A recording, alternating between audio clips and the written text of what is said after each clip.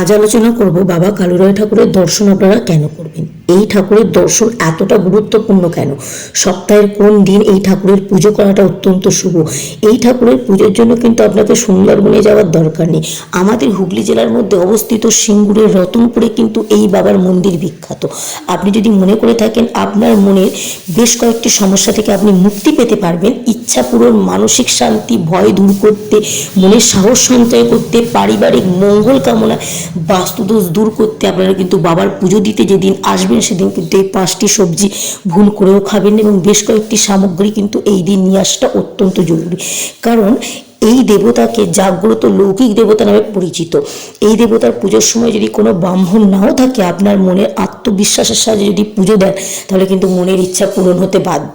কারণ এই বাবা কালুরায়ের মূর্তি কিন্তু আমি এখানে দেখিয়ে দিয়েছি, দেখুন। যদি দর্শন করে মনের ইচ্ছা প্রকাশ করতে পারেন অত্যন্ত শুভ।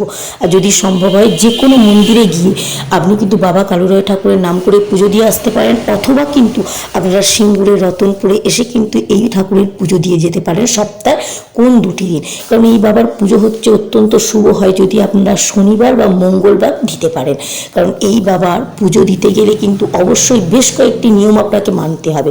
কোন 5টি সবজি খাবেন এবং পুজোর সময় কি কি জিনিস আপনারা দিতে ভুলবেন না। যদি খুব ভালো হয় এই তিথিতে যদি পুজো দিতে পারেন অত্যন্ত শুভ। প্রতি মাসের কৃষ্ণপক্ষের অষ্টমী তিথিতে যদি এই বড় বাবার পুজো দিতে পারেন অত্যন্ত শুভ।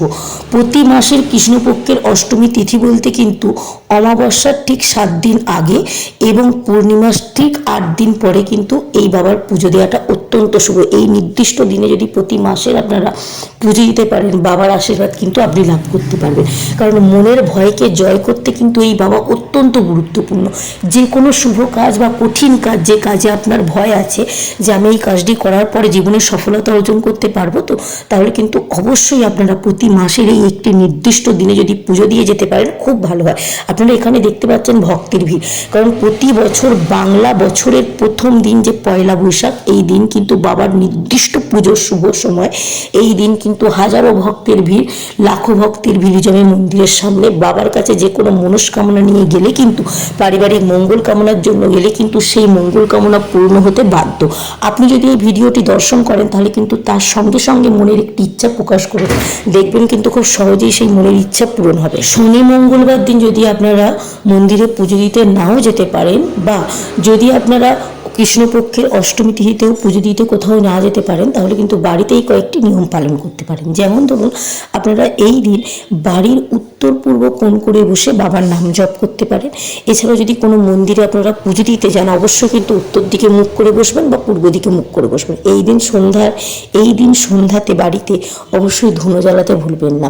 এই দিন তুলসী তলায় ঘিয়ের প্রদীপ জ্বালাবেন এবং তুলসী তলায় যদি জলের সাথে হলুদ মিশ্রিত সেই জলটি যদি তুলসী তলায় অর্পণ করতে পারেন অত্যন্ত শুভ বলে মনে করা হয়। এই দিন দানের মধ্যে অত্যন্ত গুরুত্বপূর্ণ দান হচ্ছে খাদ্যদান। খাদ্যদান করলে কিন্তু এবার এই দিন জীবনে যে কোনো গ্রহদোষ কেটে যায়, জীবনে আসে শান্তি। এই দিন যখন বাবার মন্দিরে পুজো দিতে যাবেন, মানে প্রতি মাসের কৃষ্ণপক্ষের অষ্টমী তিথি যখন বাবার কাছে পুজো দিতে যাবেন, অথবা সপ্তাহ শনি মঙ্গলবার যখন পুজো দিতে যাবেন, তখন বাবার নৈবেদ্যতে অবশ্যই কিন্তু বেল পাতা রাখতে ভুলবেন না। গাঁদা ফুল, লাল রঙের জবা ফুল, গুড়ের মিষ্টি, আতপ চাল, নারকেল, সর্ষের তেলের প্রদীপ, ধূপ, এগুলো কিন্তু নিয়ে যেতে ভুলবেন না। কারণ এগুলো কিন্তু বাবার অত্যন্ত পছন্দের। তাই পুজোর সময় কিন্তু এই কয়েকটি জিনিস অত্যন্ত, যদি সর্ষের তেলের প্রদীপও কিন্তু আপনারা একটা নিয়ে যাবেন এবং বাবার মন্দিরে জ্বালিয়ে দিয়ে আসতে ভুলবেন না।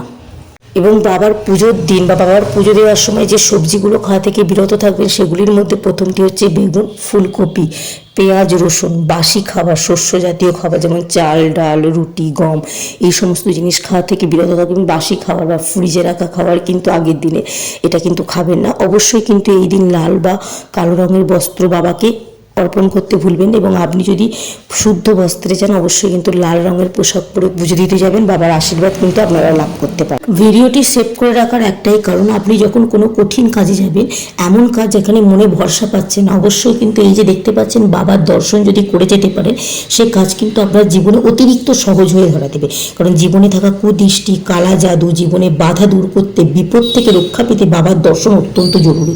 আপনি কিন্তু বাবার দর্শন অবশ্যই পাবেন। ভক্তি এবং শ্রদ্ধার সাহায্যে এই নিয়মগুলো পালন করুন এবং অবশ্যই কিন্তু বাবার প্রিয় সংখ্যাগুলির মধ্যে 8 সংখ্যাটি অত্যন্ত পছন্দের, বাবার প্রিয় সংখ্যা হচ্ছে 8। অবশ্যই কমেন্ট বক্সে 8 সংখ্যাটি লিখে যান এবং ভিডিওটি সেভ করে রাখার একটাই কারণ, যে কোনো সময় আপনার মনে সাহস সঞ্চয় করতে বাবাকে একবার হলেও দর্শন করুন।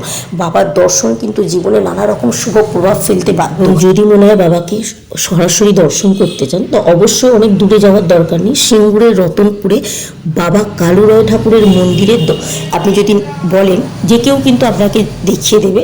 তো অবশ্যই একবার হলেও কিন্তু বাবার পুজো দিয়ে যাবেন। বাবার আশীর্বাদ লাভ করতে চাইলে, বাবার দর্শন করতে চাইলে সরাসরি, অত্যন্ত জাগ্রত লৌকিক দেবতা, যে আমাদের জীবন থেকে নানা রকম সমস্যা দূর করতে সাহায্য করবে। তো একবার হলেও কিন্তু আপনারা সিঙ্গুর রতনপুর এলাকায় এসে বাবা কালুরায় ঠাকুরের পুজো দিয়ে যান।